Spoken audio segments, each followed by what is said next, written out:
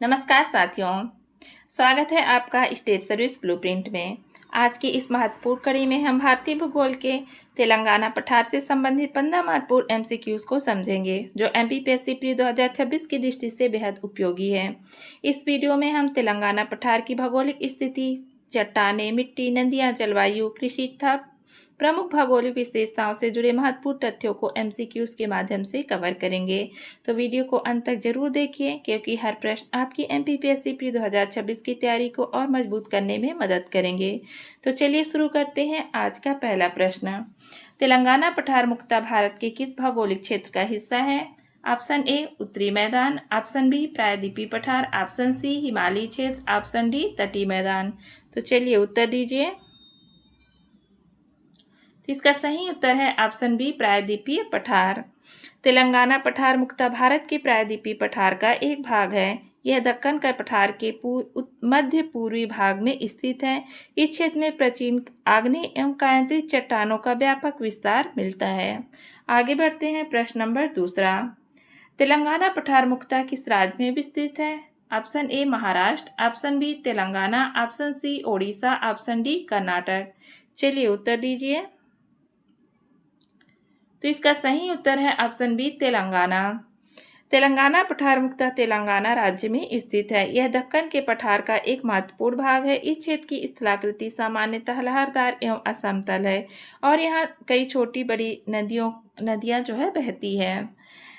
आगे बढ़ते हैं प्रश्न नंबर तीसरा। तेलंगाना पठार की सामान्य ढाल किस दिशा में मानी जाती है? ऑप्शन ए पश्चिम से पूर्व, ऑप्शन बी पूर्व से पश्चिम, ऑप्शन सी दक्षिण से उत्तर, ऑप्शन डी उत्तर से दक्षिण। चलिए उत्तर दीजिए।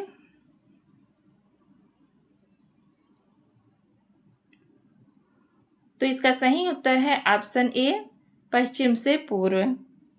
तेलंगाना पठार की सामान्य ढाल पश्चिम से पूर्व की ओर है। इसी ढाल के कारण यहाँ की प्रमुख नदियाँ सामान्यतः पूर्व दिशा में बहती है। गोदावरी और कृष्णा नदियाँ आगे चलकर बंगाल की खाड़ी में गिरती है।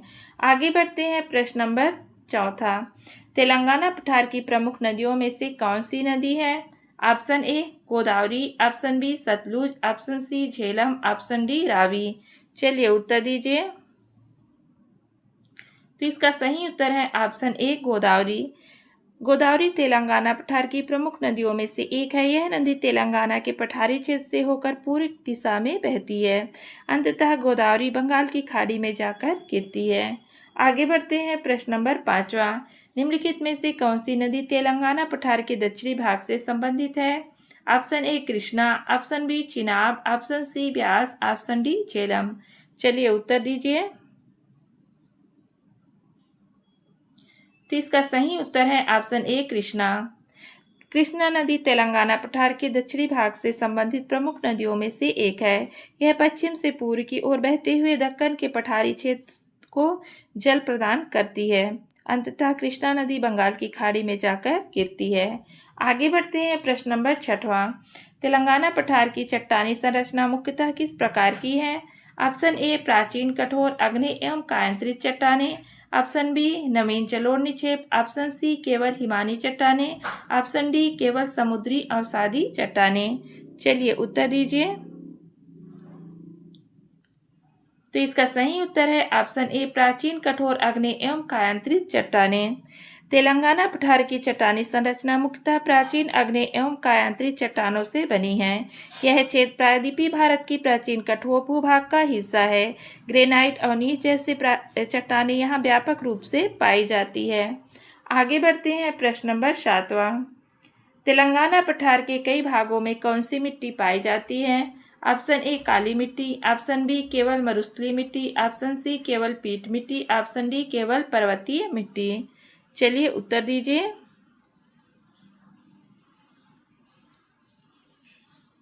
तो इसका सही उत्तर है ऑप्शन ए काली मिट्टी। तेलंगाना पठार के कई भागों में काली मिट्टी मुख्य रूप से पाई जाती है। यह मिट्टी मुख्यतः बेसाल तथा संबंधित ज्वालामुखी चट्टानों के अपक्षय से विकसित हुई है। काली मिट्टी में नमी धारण करने की क्षमता अधिक होने के कारण यह कपास जैसी फसलों के लिए उपयुक्त है। आगे बढ़ते हैं प्रश्न नंबर आठवां।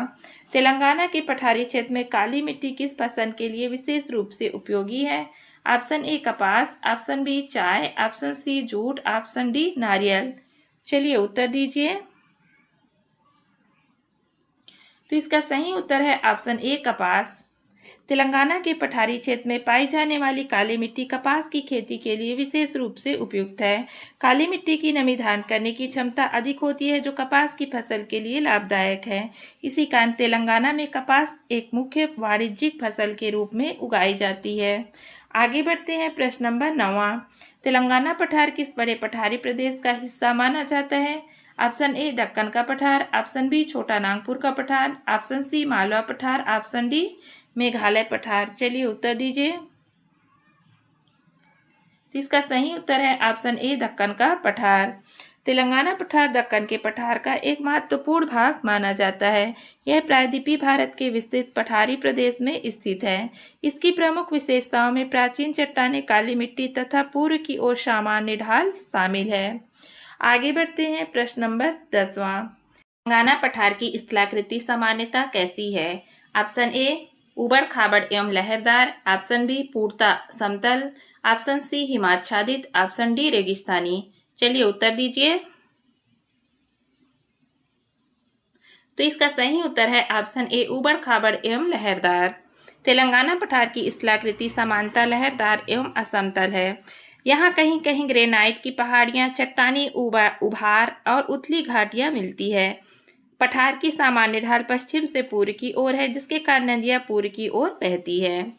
आगे बढ़ते हैं। प्रश्न नंबर 11वां। तेलंगाना पठार की भौगोलिक संरचना किस प्राचीन भूभाग से जुड़ी हुई है? ऑप्शन ए प्रायद्वीपीय silt, option B Himalaya, option C Sindhu Ganga का मैदान, ऑप्शन डी तटीय मैदान। चलिए उत्तर दीजिए। तो इसका सही उत्तर है ऑप्शन ए प्रायद्वीपीय सिल्ट। तेलंगाना पठार भारत के प्राचीन प्रायद्वीपीय भूभाग का हिस्सा है। यह क्षेत्र मुख्यतः प्राचीन आग्नेय एवं कायांतरित चट्टानों से निर्मित है। इसकी भूवैज्ञानिक संरचना इसे भारत की स्थिर एवं प्राचीन भूभागों में शामिल करती है। चलिए आगे बढ़ते हैं। प्रश्न नंबर 12वां। तेलंगाना पठार की नदियां की एक प्रमुख विशेषता क्या है? ऑप्शन ए अधिकांश नदियां हिमनदों से पोषित है, ऑप्शन बी उनका जल प्रवाह मानसूनी वर्षा से काफी प्रभावित होता है, ऑप्शन सी सभी नदियां पश्चिम की ओर बहती है, ऑप्शन डी सभी नदियां बारहमासी है। चलिए उत्तर दीजिए। तो इसका सही उत्तर है ऑप्शन बी उनका जल प्रवाह मानसूनी वर्षा से काफी प्रभावित होता है। तेलंगाना पठार का अधिकांश नदियां मानसूनी वर्षा पर निर्भर करती है। वर्षा ऋतु में नदियों में जल प्रवाह बढ़ जाता है, जबकि शुष्क मौसम में प्रवाह कम हो जाता है। गोदावरी और कृष्णा इस क्षेत्र की प्रमुख नदी प्रणालियां है। आगे बढ़ते हैं। प्रश्न नंबर 13वां। तेलंगाना पठार में प्रमुख रूप से किस प्रकार की कृषि की जाती है? ऑप्शन ए वर्षा आधारित एवं सिंचित कृषि, ऑप्शन बी केवल बागान कृषि, ऑप्शन सी केवल स्थानांतरित कृषि, ऑप्शन सी केवल समुद्री कृषि। चलिए उत्तर दीजिए। तो इसका सही उत्तर है ऑप्शन ए वर्षा आधारित एवं सिंचित कृषि। तेलंगाना पठार में कृषि मुख्यतः मानसूनी वर्षा तथा सिंचाई दोनों पर निर्भर करती है।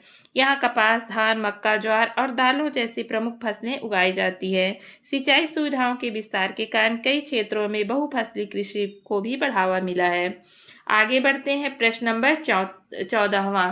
निम्नलिखित में से कौन सा तेलंगाना पठार की भौगोलिक विशेषता नहीं है?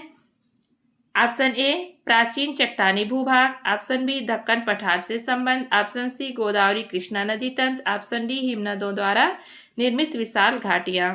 चलिए उत्तर दीजिए।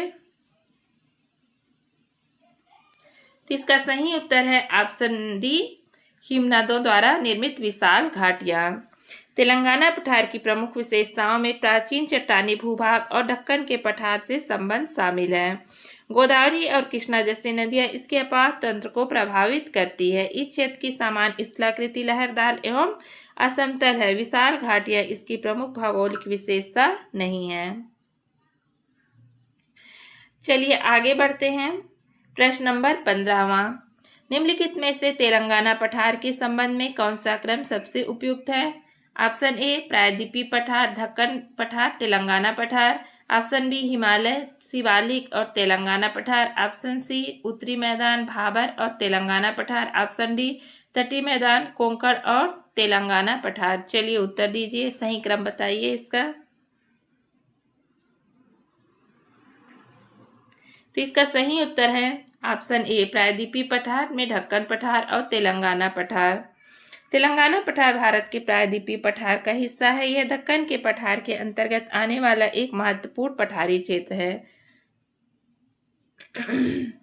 तो दोस्तों, आज का सेशन यही समाप्त होता है।